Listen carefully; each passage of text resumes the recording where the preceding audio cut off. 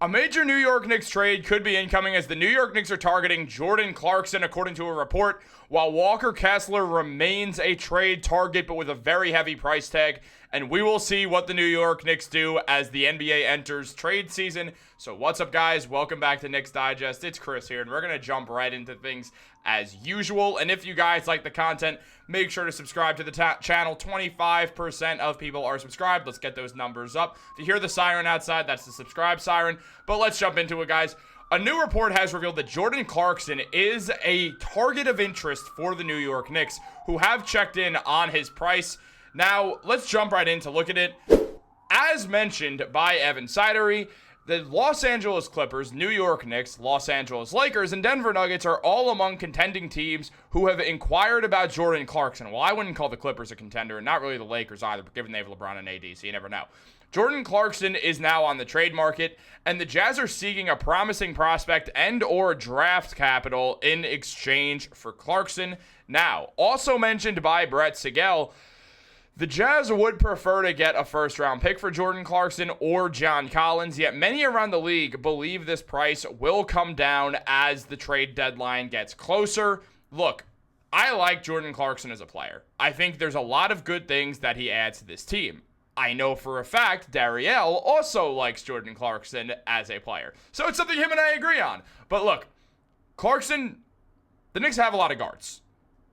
I see why the Knicks are interested in him. It makes sense. He's a very good bench piece. He creates shots off the bench, which is something the Knicks could use. Given the signing of Landry Shamet, makes that a little bit less of a concern, albeit still a concern. Now, Clarkson is a solid player, so let's just take a look at his numbers real quick, because this season, Jordan Clarkson is putting up 15 points per game with 3 rebounds and 4 assists. He's also getting a steal per game. He's not really known for his defense, somehow already 32 years old. But he's in the prime of his career right now. He's shooting 41% from the field and 32% from 3, and shooting 37.5% on corner threes, which is fine. Look, Clarkson is not an efficient shooter, and that makes me worried. But he could give the Knicks some good ISO ball, it gives them a guy who you know can get a bucket off the bench, which the Knicks are sort of lacking right now. Yes, Deuce McBride is very good. I'm not saying Deuce McBride is not good. Deuce McBride is great. Cameron Payne is great. Landry Shamet could be very helpful for the team. Jordan Clarkson is better at creating his own shot than all 3 of those guys. He's a better scorer than all 3 of those guys.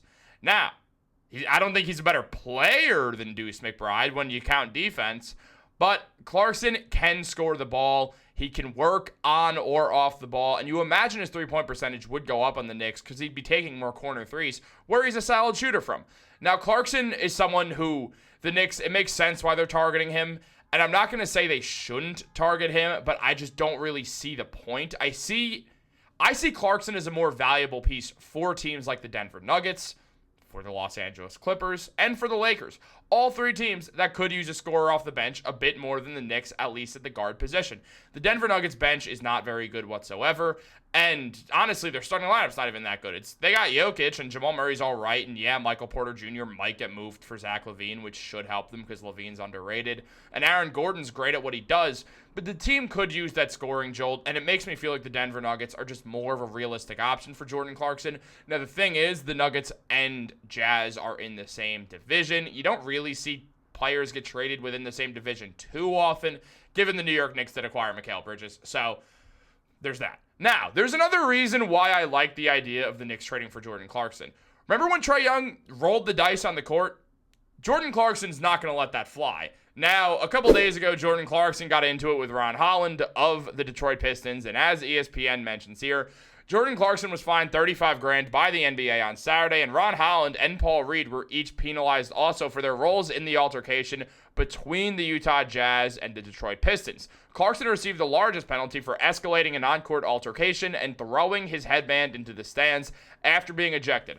Holland was also cited for escalating the altercation and fined $25,000, while Paul Reed was penalized $15,000 for initiating it. Reed appeared to shove Clarkson on his way back down the court after a basket with 1:37 seconds left in Utah's 126-119 victory in Detroit on Thursday. Ron Holland and Clarkson then exchanged words and had to be separated as they both threw up the fighting hands and squared up, and both players ended up getting ejected.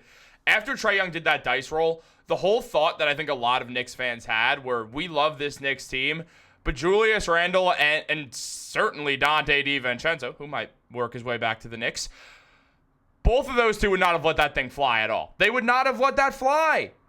Jordan Clarkson's not going to let you do that. He will get right up in your face like, nah, you're not going to be disrespectful to my team. He could be here for 5 minutes and Jordan Clarkson would do that. It's just the kind of guy he is. He rides for his team. He's an excellent teammate. He's loved by his teammates because he'll always stick up for them. The Knicks need that. When they traded DiVincenzo, who got into Embiid's face, who got into Miles Turner's face, they lost that. Now, Julius Randle will do that also on occasion. He's not afraid to scrap, but it's a little less so with Julius. I'm not saying that, like, oh, Julius is, like, going to back down. No, he's not. If someone gets in Julius's face, he'll respond. If someone gets in his teammate's face, Julius is the first guy there outside of Dante DiVincenzo. I'm just saying DiVincenzo is certainly the type of guy who would not allow that to fly. Now, Jordan Clarkson certainly would not either. Here's the real problem. You can't make this trade. If you make this trade, you have so many guards and you are so thin on big men, and it's the only contract. Mitchell Robinson is the only contract that Jordan Clarkson to the Knicks works on. It's the only one. You can't pair players together. The Knicks won't have enough money to sign to a 14, 15-man roster. So it would have to be Mitchell Robinson, who, why would the Utah Jazz want Mitchell Robinson if they have Walker Kessler? At the same time, why would the Knicks give away a big man who's crucial to their team for Jordan Clarkson, albeit a great player, but the Knicks have the guard scoring off the bench covered definitely more than they have big men situations covered on the bench. It just doesn't make sense. This trade does not make sense to me. The Knicks would then be forced to trade for a big man, Precious Achiuwa, for Nick Richards, but I'm just saying it's not a great idea whatsoever, and as much as I would like Jordan Clarkson on the team for the energy that he gives and the scoring off the bench, it does not make sense. Now, there's also Walker Kessler, who, as we saw, is someone mentioned as a potential trade target as well, if the price is there. Now, Walker Kessler, he's putting up 10 and 10 this season with 3 blocks per game and half a steal. He's just one of the best defenders in basketball. There's no way around it, but he's on a terrible team. His defensive box plus minus and value over replacement player are both good. The man's going to continually get better, and he's certainly someone who's an interesting prospect. But here's the problem with him. The Jazz are open for business and willing to hear offers for any of their players, but Walker Kessler continues to demand a high price tag, as various playoff contending teams have attempted to trade for him since the offseason with no budge from Utah.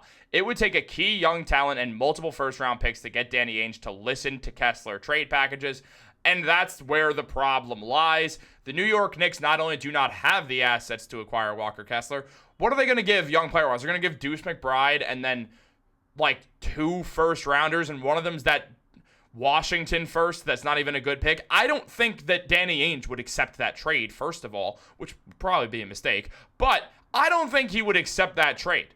I really don't. So there's just no way the Knicks can get Walker Kessler, is essentially what I'm saying. Now, this is what the Knicks would have to do if they wanted to do that Jordan Clarkson trade, as I mentioned, but also, why trade for Walker Kessler if you could do this trade? I know that Nick Richards isn't Walker Kessler good, but Nick Richards still puts up 10 and 8 with a block. Gives you the same amount of stability on the contract.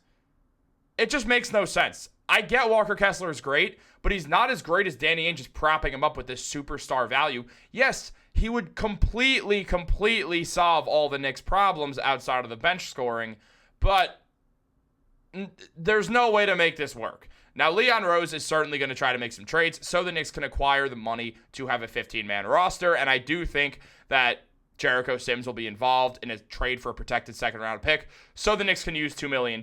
However, I have a whole video talking about what the Knicks will do when that happens, so we'll save that for next time.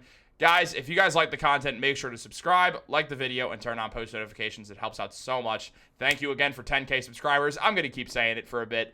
Have a great day, and go Knicks.